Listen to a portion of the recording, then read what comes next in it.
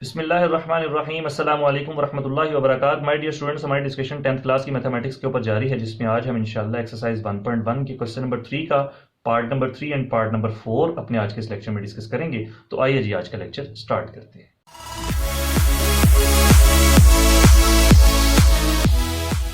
ले जी प्यारे बच्चों, क्वेश्चन नंबर 1 इसके पार्ट नंबर 1 और पार्ट नंबर 2 में ऑलरेडी अपलोड कर चुका हूं, तो अगर आपने वो वीडियो देखी होगी तो ये क्वेश्चंस आप लोगों के लिए इंतहाई आसान हो जाएंगे। मैं फिर भी सारी की सारी बातें लेकिन जल्दी जल्दी में रिपीट करूंगा, क्योंकि वहां पर मैं बहुत तफसीलन डिस्कशन कर चुका हूं। अगर मैं हर वीडियो में ये चीजें बताऊंगा तो वीडियो बहुत ज्यादा लेंथी हो जाएगी, तो इसलिए मैं जल्दी जल्दी में वो वाली बातें रिपीट करता रहूंगा कि हम सबसे पहला काम हमारा जरूरी होता है कि एक्स स्क्वायर का कोएफिशिएंट 1 बनाना है। अगर 1 नहीं होगा तो 1 बनाना पड़ेगा। बनेगा कैसे? जो एक्स स्क्वायर के साथ लिखा होगा उसी से डिवाइड कर देंगे। तो यहां पर लिख देंगे जी डिवाइड बोथ साइड्स बाय 11।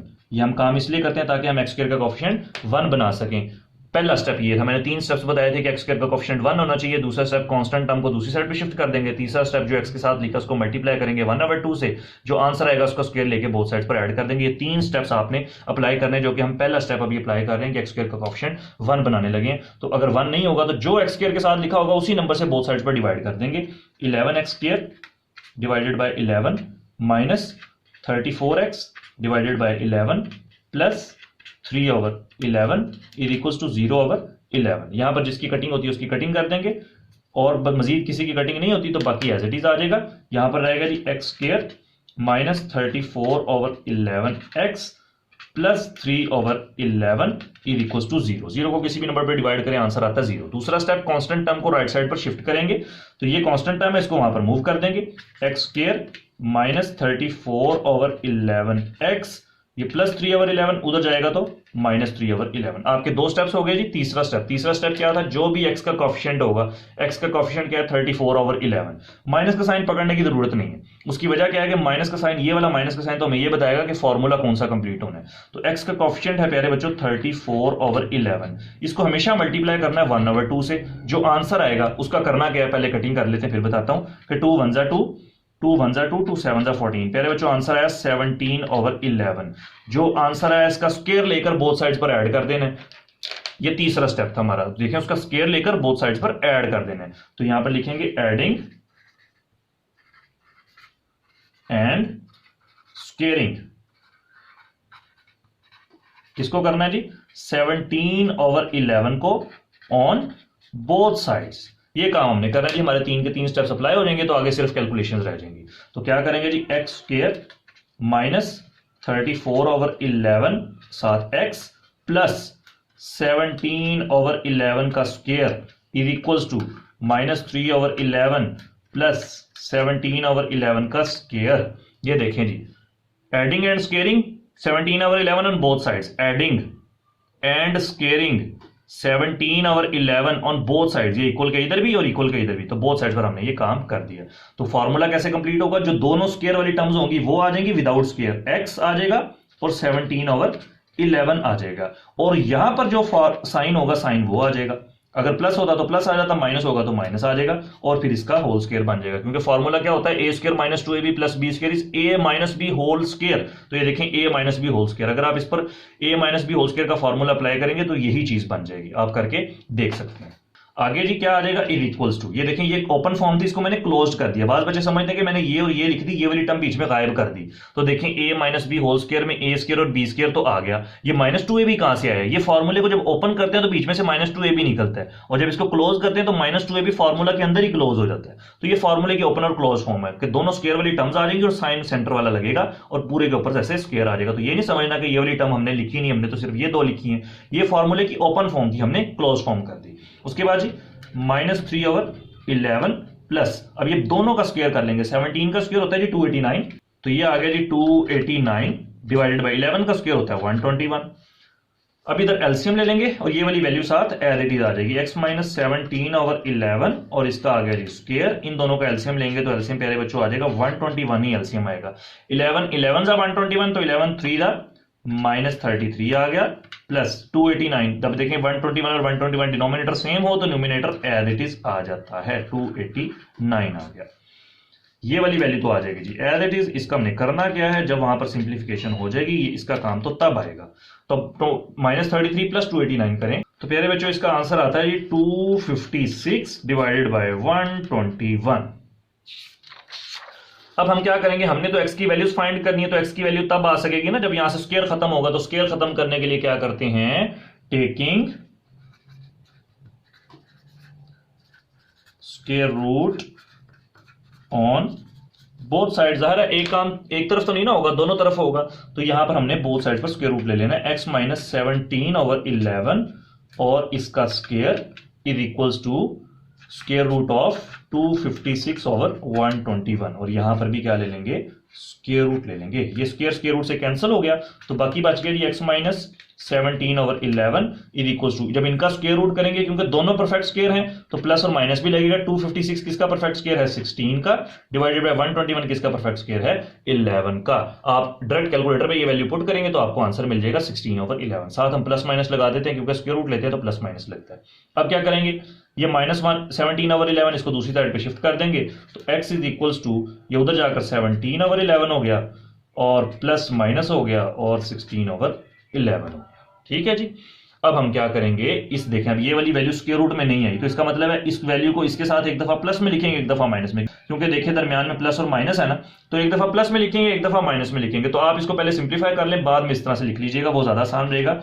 तो इन दोनों का पहले एलसीएम ले लें। एलसीएम क्या आएगा, 11 17, डिनोमिनेटर सेम हो तो न्यूमिनेटर एज इट इज आ जाते हैं। अब इसको एक दफा प्लस में लिखें, एक दफा माइनस में लिख लें, तो आप नीचे लिखेंगे so x is equals to 17 plus 16/11 and x is equals to 17 minus 16/11। देखें ये दोनों के दरमियान प्लस और माइनस था, तो इस वैल्यू को मैंने एक दफा प्लस के साथ लिख दिया, एक दफा माइनस के साथ लिख दिया। अब आपके शायद दिमाग में आएगा हमने पिछले पार्ट्स को क्यों नहीं किया, क्योंकि यहां पर जो वैल्यू थी ना वो स्क्वायर रूट वाली वैल्यू आती थी, तो फिर हम क्वेश्चन को वहां पर ही छोड़ देते हैं।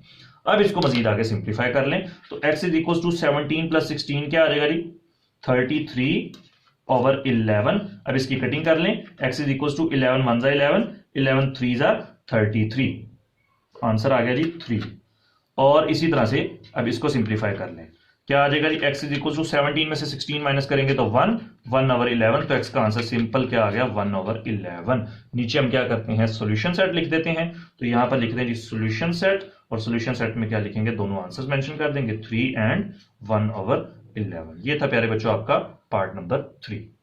ले जी प्यारे बच्चों पार्ट नंबर 4 स्टार्ट करते हैं। पार्ट नंबर 4 में देखेंगे जी LX² plus MX plus N is equal to 0 where L is not equal to 0। ये कंडीशन मैं पहले भी डिस्कस कर चुका हूं। इसकी वजह क्या है, क्योंकि अगर L 0 हो जाएगा तो 0 को x² से मल्टीप्लाई करेंगे, x² ही 0, इस क्वेश्चन में से x² खत्म हो जाएगा।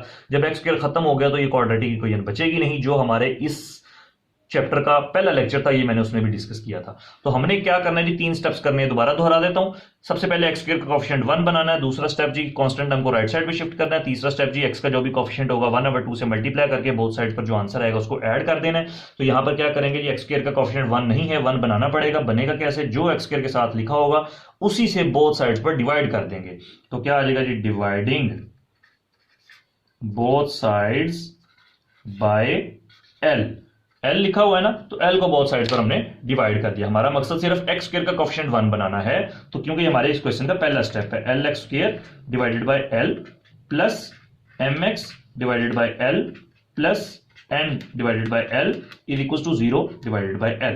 पहला स्टेप बहुत ज्यादा नेसेसरी है, दूसरा और तीसरा आगे पीछे हो सकता है, लेकिन जो मैंने आपको तरतीब बताई है आप इसी तरीके से याद कर लें ताकि आपको कल को किसी भी क्वेश्चन में कंफ्यूजन ना हो। तो अब इसकी कटिंग कर लें जी, L से कैंसिल और कहीं पर कटिंग नहीं हो रही, तो बाकी जो बच गया जी एज इट इज आ जाएगा। यहां से बच गया जी x² plus m divided by L साथ x plus n divided by L is equal to 0। दूसरा स्टेप क्या था जी, कांस्टेंट टर्म को राइट साइड पे शिफ्ट करना है। देखिए पहला स्टेप इंप्लीमेंट किया और हमारा आंसर भी सक्सेसफुल आ गया कि x² का कोएफिशिएंट 1 बन गया, प्लस 1 बन गया। दूसरा स्टेप कांस्टेंट टर्म, ये कांस्टेंट टर्म है जिसके साथ कोई x² मौजूद नहीं है, उसको राइट साइड पे शिफ्ट कर दें, तो x² plus m/LX is equal to minus n/L। 2 steps हो गए जी। तीसरा स्टेप, जो x का कोएफिशिएंट होगा, x का कोएफिशिएंट क्या है m/L, तो m ओवर l को मल्टीप्लाई करना है जी 1/2 से। अब इनकी कहीं पर कटिंग नहीं होती, तो जो आंसर आएगा, आंसर क्या आएगा, m को 1 से मल्टीप्लाई करेंगे m, 2 को l से मल्टीप्लाई करेंगे तो 2l। जो आंसर आया इसका स्क्वायर लेकर बोथ साइड्स पर ऐड कर देना।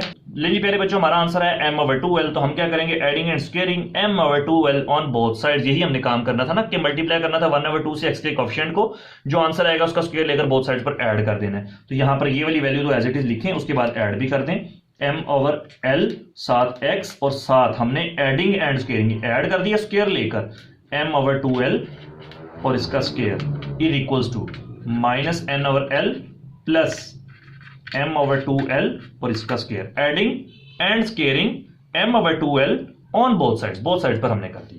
अब फार्मूला कैसे कंप्लीट होता है, a² plus 2ab plus b²। अब आप सोच रहे होंगे इसमें तो 2 आ ही नहीं रहा। ये फार्मूला कंप्लीट ऑटोमेटिकली हो जाएगा। जब आप इसको ओपन करके देखना चाहते हैं तो आप देख भी सकते हैं, फार्मूला ऑटोमेटिकली कंप्लीट होगा। कैसे, जो दो स्क्वायर वाली टर्म्स हैं उनको आपने लिख देना है x और m/2l, और साइन कौन सा लगेगा, ये वाला, तो यहां पर है प्लस का साइन और इसका स्क्वायर। फिर भी अगर आपको कंफ्यूजन हो तो मैं आपको इसका फार्मूला कंप्लीट करके दिखा ही देता हूं एक बार, कि ये देखें x प्लस m/2l पर फार्मूला अप्लाई करके हम चेक करते हैं ये हमारा बन रहा है या नहीं बन रहा।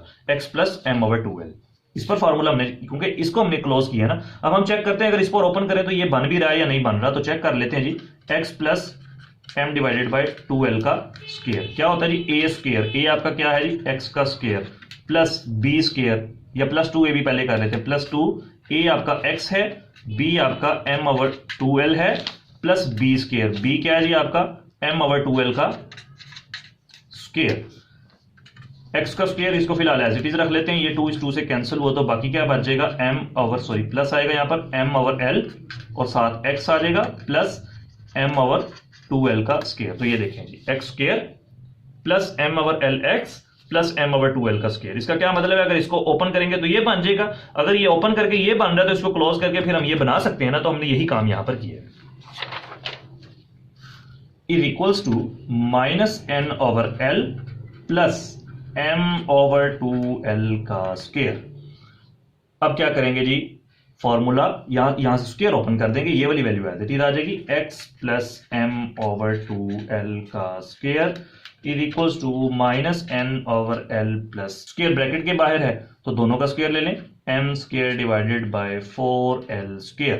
आगे चलते हैं जी, x प्लस m/2l, ये या तो आएगा जी as it is, x plus m/2l का स्क्वायर इज इक्वल्स टू, इधर एलसीएम ले लें, इधर क्या ले लेंगे, एलसीएम, जो कि हम पहले भी लेते रहे हैं। तो क्या आ जाएगा यहां पर एलसीएम, 4l² एलसीएम आ जाएगा। अब एक l से कैंसिल हुआ, बाकी बच गया 4l, तो 4l को ऊपर वाले से मल्टीप्लाई करेंगे, क्या आ जाएगा -4ln, आगे प्लस का साइन, 4l² से कैंसिल हो गया तो पीछे बच गया सिर्फ m²। ये मैं एलसीएम वाला तरीका क्या है ये मैं पहले भी डिस्कस कर चुका हूं, तो उम्मीद है कि आप प्रीवियस लेक्चर में भी सीख चुके हैं और प्रीवियस क्लासेस में भी आपने एलसीएम वाला काम सीखा हुआ है, तो मेरा ख्याल है इसमें कोई प्रॉब्लम नहीं होगी आपको। अब हमने क्या ले लेना है, स्क्वायर रूट ले लेना है, क्योंकि हमने x की वैल्यूज फाइंड करनी है। तो taking square root on both sides, जब बोथ साइड्स पर आप स्क्वायर रूट लेंगे तो क्या आ जाएगा जी, ये स्क्वायर रूट ले लिया, ये आ गया जी x प्लस m/2l का स्क्वायर इज इक्वल्स टू, यहां पर भी स्क्वायर रूट ले लेंगे, -4ln plus m² divided by 4l²। बाद बच्चे समझते हैं जी इसके ऊपर से कैंसिल हो जाएगा, यहां से कैंसिल नहीं हो सकता। मैंने फिर बताया अभी पिछले क्वेश्चन में भी कि पूरी ब्रैकेट के बाहर स्क्वायर होगा तो कटेगा, या पूरी की पूरी वैल्यू एक परफेक्ट स्क्वायर होगी, तो ये परफेक्ट स्क्वायर पूरी वैल्यू नहीं है, तो यहां से ये तो कैंसिल होता है ना, ये तो कैंसिल कर दें, x plus m/2l is equals to, ऊपर वाली वैल्यू एज इट इज ही रहेगी, क्या आ जाएगा जी, इसको रेंज भी कर देते हैं कि square root m² -4ln divided bye, ये देखें 4l² क्या होता है जी 2l, क्योंकि 2l का स्क्वायर करेंगे तो 2 का स्क्वायर 4 जो है वो किसका स्क्वायर है 2 का, और l² को हम सिर्फ l भी लिख सकते हैं। इसका मतलब है ये कंप्लीट स्क्वायर था। दोबारा देख लें कि 4l² को मैं क्या लिख सकता हूं 2l का होल स्क्वायर, और इसके ऊपर भी स्क्वायर रूट आएगा ना तो ये से कैंसिल हो गया, सिर्फ 2l बचेगा, क्योंकि पूरे के ऊपर स्क्वायर रूट है, ऊपर भी आ जाएगा नीचे भी आ जाएगा, तो ऊपर कैंसिल नहीं हुआ नीचे कैंसिल हो गया। अब देखें जी प्लस और माइनस भी लग जाएगा, ये वाली वैल्यू यहां पर शिफ्ट कर देंगे, हमने जो वैल्यूज फाइंड करनी होती है उसको लेफ्ट साइड पर अकेला रखते हैं, ये प्लस m/2l उधर जाएगा तो माइनस एम ओवर 2l हो जाएगा, साथ प्लस माइनस आ गया, साथ स्क्वायर रूट में एम स्क्वायर माइनस 4ln आ गया डिवाइडेड बाय 2l आ गया। अब हम क्या करेंगे जी, इनका एलसीएम ले लेंगे। x is equal to LCM क्या आएगा जी, 2l ही एलसीएम आ जाएगा। जब डिनोमिनेटर सेम हो तो न्यूमिनेटर एडिटिव आ जाते हैं। तो यहाँ पर आ गया G M square minus 4ln। ये देखें अब ये स्क्वायर रूट आ गया तो मजीद आगे सिंप्लीफाई नहीं करेंगे, यहां तक ये हमारा आंसर आ जाएगा। तो नीचे हम प्यारे बच्चों सॉल्यूशन सेट मेंशन कर देंगे, solution set minus M plus minus square root of M square minus 4ln divided by 2l। ये प्यारे बच्चों आपका पार्ट नंबर 4 भी हुआ कंप्लीट।